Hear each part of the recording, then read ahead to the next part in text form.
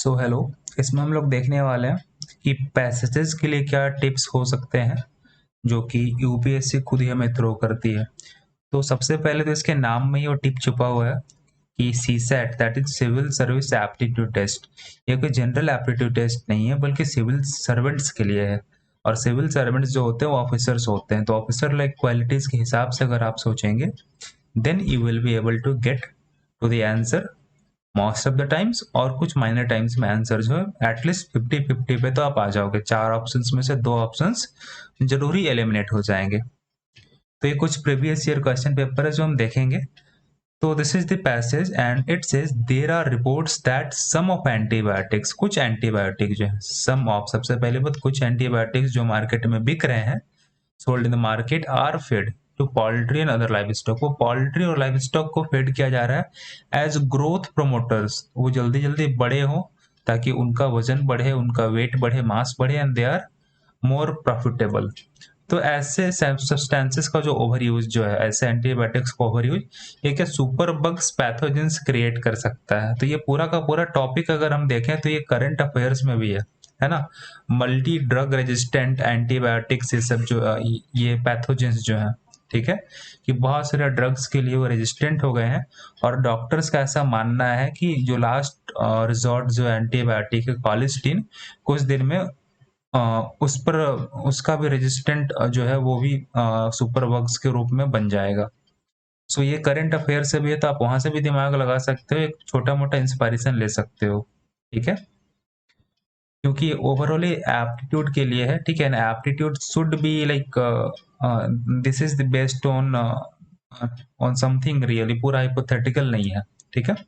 सो ये super bugs ऐसे बना सकता है that are resistant to multiple drugs and could be passed along humans. और एक बार क्या होगा, वो जो पोल्ट्री या लाइव स्टॉक जब ह्यूमंस कंज्यूम करेंगे तो वही चीज ह्यूमंस में भी आ जाएगी।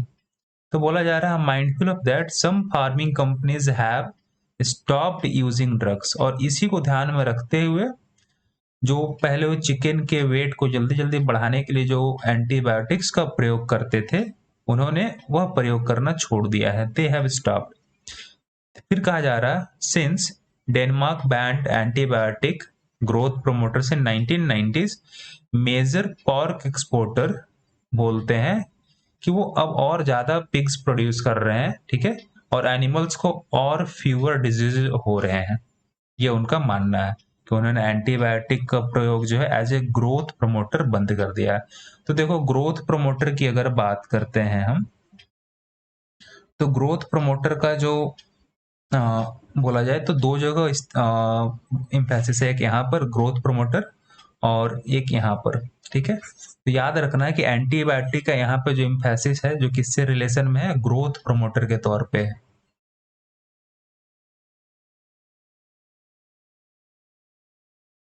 So the question says कि which of the following statement best reflects the critical message।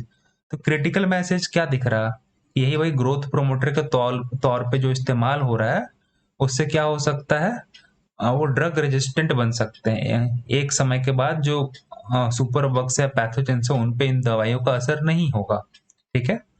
तो यहाँ पे पहला ऑप्शन है people should avoid consuming the product of animal farming. आप बताओ हमारी इतनी पॉपुलेशन, एनिमल फार्मिंग का सारा प्रोडक्ट क्या हम लोग अवॉइड कर सकते हैं? Like you can not drink milk, you can not have meat, है ना। इससे क्या होगा, लोगों के जो ह्यूमन राइट्स हैं उस पर भी असर पड़ेगा और ये प्रैक्टिकल है भी नहीं। एज एन ऑफिसर आप क्या करोगे, अगर कोई बीमारी हो रही है ग्रोथ प्रोमोटर के तौर पे यूज किया जा रहा है, तो आप लॉ से उसको बंद करोगे कि पूरा बोलोगे आम जनता को कि भाई एनिमल फार्मिंग का सब खाना ही बंद कर दो? ऐसा तो नहीं कर सकते। तो ये तो पता है कि वन जो है बहुत एक्सट्रीम जा रहा है और ये गलत होगा। फिर बोला जा रहा है food of animal origin, animal origin का जो फूड है should be replaced with food of plant origin. देखो शुड बी रिप्लेस्ड ये ओपिनियन का तौर पे सही है, पर क्रिटिकल मैसेज इससे जो है वो दिख रहा है कि नहीं दिख रहा है, इसको चलो स्टैंड बाई पर रखते हैं अभी, ठीक है। कि चलो शुड बी रिप्लेस्ड बोला जा रहा है, मस्ट बी रिप्लेस्ड बोलता तो गलत, शुड बी हाँ फूड ऑफ प्लांट ओरिजिन। लेकिन प्लांट में भी तो बहुत सारे डिसीजेज होते हैं, वो भी तो हमें पास हो सकते हैं, है ना। क्या पता कुछ दिन बाद प्लांट में जो पेस्टिसाइड्स होते हैं, है ना, कुछ ऐसे पेस्टिसाइड्स हो जो कि ग्रोथ प्रमोट करते हो, तो उनसे भी हमें वही खराबी होगी, या प्लांट्स के लिए कुछ नई एंटीबायोटिक बन गई तो वही खराबी होगी। तो शुड बी रिप्लेस्ड एक ऑप्शन यहाँ पर मुझे अभी भी नहीं दिखता, तो मैं इसे भी गलत लेके चलूंगा। ठीक है। Then using antibiotics on animal should be banned. ठीक है, देखो बैन कर दो, ग्रोथ प्रमोटर बैन करना एक अलग चीज होगा, और पूरा का पूरा एंटीबायोटिक ही बैन करने की बात कर रहा है ऑप्शन नंबर सी, कि मतलब बैन कर दो। तो अब अगर एनिमल्स को कोई बीमारी होगी तो वो ठीक कैसे करेंगे? एंटीबायोटिक्स तो वहां पे चाहिए, तो बैन करना is not an solution, not a solution. Last option है antibiotics should only be used to treat disease. हाँ, ग्रोथ प्रोमोटर के तौर पे यूज नहीं करना चाहिए, क्योंकि आप देखो डेनमार्क के कंपनी ने बंद किया और उसको प्रैक्टिकल फायदा भी हुआ। आप यहाँ पे चेक करो, Denmark banned antibiotic as a growth promoter. So option D is correct here. Okay. So ये हमने, अगर पैसेज नहीं भी समझ में आता थी, जैसे 6-7 लाइन के जो पैसेजेज होते हैं ना, इनसे आप मार्क्स बहुत अच्छे तरीके से निकाल सकते हो, क्योंकि इनको डिबंक करना बहुत ही आसान है। अगर आपको फिर भी मुश्किल हो रही है तो थोड़ा सा आप हिंदी वाला वर्जन पढ़ लो, और अदरवाइज अंडरलाइन कर कर के ऐसा ही देखो कि कौन से वर्ड्स रिपीट हो रहे हैं, है ना, कौन सा वो पूरा मीनिंग इसका रिपीट हो रहा है। तो एंटीबायोटिक का यूज से इसको प्रॉब्लम नहीं है, बल्कि ग्रोथ प्रोमोटर से प्रॉब्लम है। ये पैसेज तो बहुत ही आसान था। आसान इसलिए था क्योंकि डेनमार्क ने ग्रोथ प्रमोटर एंटीबायोटिक्स को 1990s में ही बैन कर दिया, है ना। तो ये चीज ये इन्होंने 2 बार बताया है, that means that is one of the main theme, उसी के आसपास हमें मीनिंग निकालना है। तो ग्रोथ प्रोमोटर के तौर पे यूज मत करो। ठीक है। और ऑप्शन, ठीक है, ए और जो सी जो है, they are wrong, totally wrong, because they are very very extreme. Okay, कि मतलब ये बीमारी हो रही तो एनिमल फार्मिंग का प्रोडक्ट सारा बंद ही कर दो। अरे भाई, आप दवाई यूज करना बंद कर दो, उसको एज नेचुरल एज पॉसिबल रखो, है ना, दैट इज द सॉल्यूशन। तो ये हो गया एक सिविल सर्वेंट, एक ऑफिसर का एक माइंडसेट। तो आप उस माइंडसेट से आप इस क्वेश्चन को सॉल्व कर सकते हो। अब ये नेक्स्ट क्वेश्चन है कि policy makers and media have placed the blame for. Policy makers ने और मीडिया ने ब्लेम जो है फूड प्राइसेस जो स्काई रॉकेट कर रहा है उसको वैरायटी ऑफ फैक्टर्स पे ब्लेम किया है। जैसे कि हाई फ्यूल प्राइसेस, हाँ फ्यूल प्राइस बढ़ेगी तो फूड का प्राइस बढ़ेगा। बैड वेदर इन की फूड प्रोड्यूसिंग कंट्री, हाँ ऐसा भी है, अगर किसी इलाके में सुनामी आ जाता है, अगर टाइफून आ जाता है, साइक्लोन आ जाता है, तो असर तो पड़ता है। अगर लैंड का डाइवर्जन जो है हम नॉन फूड प्रोडक्शन हम करें तो भी असर पड़ेगा। ठीक है। तो ऐसा जो है ना, कि इन सब चीजों पे ब्लेम किया जा रहा है। तो इनमें से क्या सच है क्या सच नहीं, हमें उस पर फोकस नहीं करना है, हमें पैसेज पे फोकस करना है। कि पैसेज ऐसा कह रहा है मतलब हम पैसेज की बात मानेंगे। Next is increased emphasis. बोला जा रहा है इंक्रीज्ड इम्फेसिस, इम्फेसिस जो है बढ़ाया जा रहा है। However have been placed on surge in demand for food from most populous emerging economies. अब कुछ ऐसे इकोनॉमीज हैं जो इमर्ज कर रही हैं, मतलब उनका पर कैपिटा इनकम बढ़ रहा है, और जब जब लोग ज्यादा कमाएंगे तो फूड जो है वो एम्पल अमाउंट में डिमांड करेंगे, है ना। तो यानी डिमांड जो है, ऐसा सेकंड लाइन जो है हमारा सेकंड पार्ट जो है वो बोल रहा है कि देखो डिमांड बढ़ रहा है। क्यों बढ़ रहा है demand? Because of what? Emerging economies. कि वैसे पॉपुलस, जैसे कि आप इंडिया की बात कर लो तो India is a kind of emerging economy और पॉपुलस भी है, तो ये डिमांड तो करेंगे लोग, और अगर प्रोडक्शन उतना नहीं हुआ तो फूड का प्राइस बढ़ेगा। ठीक है। So it seems highly probable, देखो अब यहाँ पे बहुत इंपॉर्टेंट चीज है, हाईली, हाईली वर्ड यूज किया गया है। बोला जा रहा है कि हाईली प्रोबेबल है कि मास कंजम्पशन जो in this countries could be well posed to create food crisis. Mass consumption मतलब ये डिमांड को बोला जा रहा है कि लोग ही डिमांड कर रहे हैं भाई कि हमें ये चीज चाहिए। ठीक है। तो डिमांड इतना बढ़ गया कि इन दिस कंट्री जो है वो फूड क्राइसिस हो रहा है। तो बोला जा रहा है कि विद द रेफरेंस, क्वेश्चन क्या है, with the reference to the above passage the following assumptions have been made.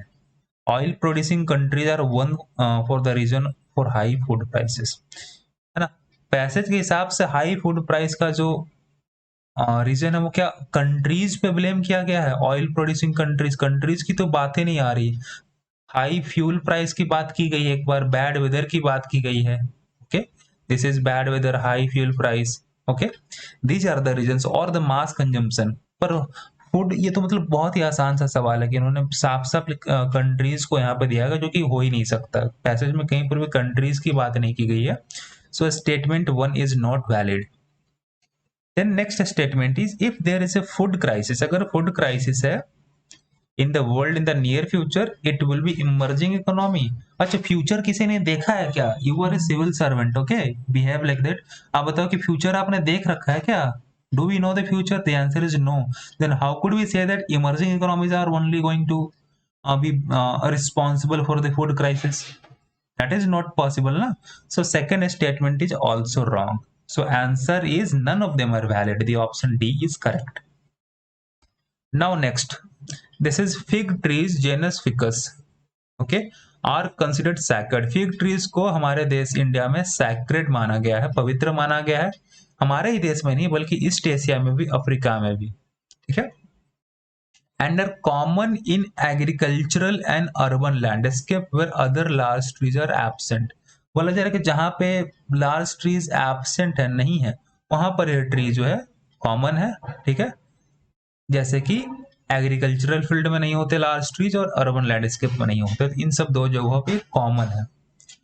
अगर नेचुरल फॉरेस्ट की बात करें, in natural forest then fig trees provide food for wildlife when other resources are scarce and support a high density and diversity of frugivores, that is fruit eating animal। अब बोला जा रहा है कि natural forest में fig trees जो है wild life को एक सपोर्ट देते हैं, फूड, ठीक है, फूड देते हैं। जब दूसरे रिसोर्स जो होते हैं वो स्कार्स होते हैं, जब दूसरे रिसोर्स की कमी होती है तब फिग ट्री ही उनको सपोर्ट करते हैं। और फिग ट्री जो है फ्रूगीवोर्स, वैसे एनिमल जो कि फ्रूट्स खाते हैं उनको अच्छे से सपोर्ट करते हैं, उनके डाइवर्सिटी को सपोर्ट करते हैं। If frugivores birds and bats continue to visit fig trees located in site with high human disturbance, बोला जा रहा है हाई ह्यूमन डिस्टर्बेंस है, ठीक है, और तब वो आते हैं, फ्रूट बैट्स हो गया, बर्ड्स हो गए, अगर वो कंटिन्यू करते हैं, ठीक है, तो सैक्रेड फिग ट्रीज में प्रमोट फ्रूगीवोर्स एबंडेंस। तो इस हिसाब से जब ये ट्री जो है, ये जो फिग ट्री जो है, ये मे ऐसा कर सकता है, the word is may here, may promote frugivore abundance under favourable microclimate.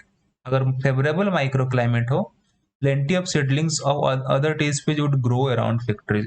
अब हमें पता है कि बर्ड्स और जो बैट्स हैं अगर वो आएंगे तो क्या करेंगे, एक जगह के सीड को ले जाकर एक पेड़ से, तो हम जानते हैं कि ये क्रॉस पॉलिनेशन ऐसे करेंगे, तो ये फिग ट्री है, यहाँ से आएंगे और अगर प्लेंटी ऑफ सीडलिंग्स दूसरे ट्री स्पीसीज के आसपास है तो उनको ग्रो करने में मदद कर सकते हैं, तो that is also true.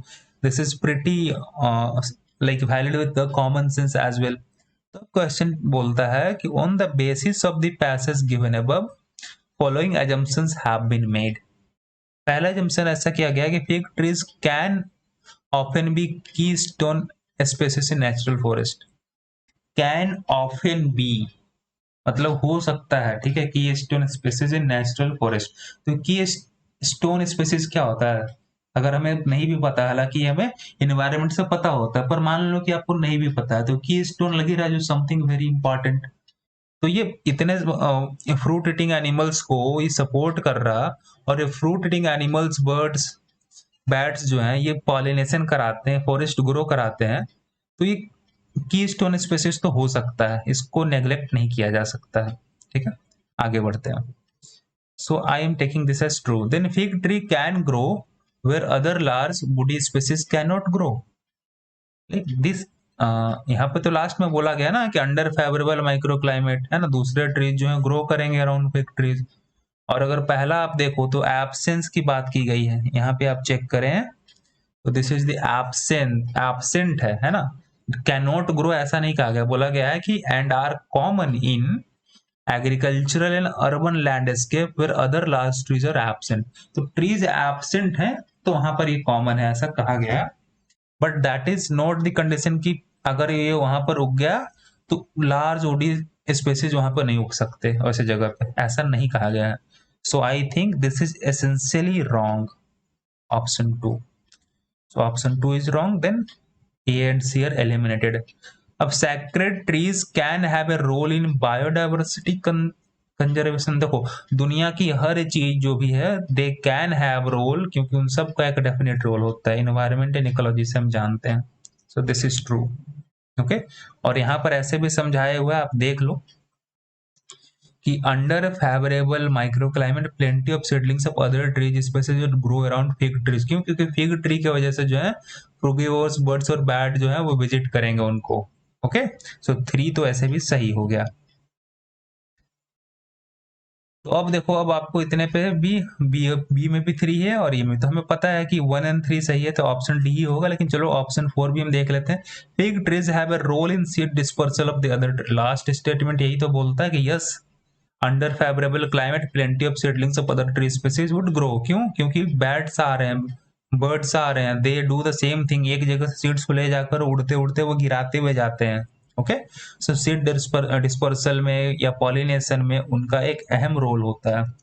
So this was the whole thing कि हम कैसे अपने कॉमन, देखो ये सब कहीं ना कहीं हमारा दूसरे जगह के सिलेबस से आया हुआ। आप ये ऑप्शन देख लो या फिर ये पॉलिसी मेकर वाला देख लो, ठीक है। दिस ऑल थिंग, ये तो बहुत ही आसान था। तो ऐसे बहुत सारे आसान चीजों को आप एकदम 100% श्योरिटी के साथ आप बना सकते हो। क्यों? Because you have the aptitude of the civil servant, है ना। आपने इस सी सेट जो यहाँ पे लिखा गया है, ओके, इसको आपने काफी सीरियसली लेके रखा हुआ है। Okay, so I hope it help you. So thank you.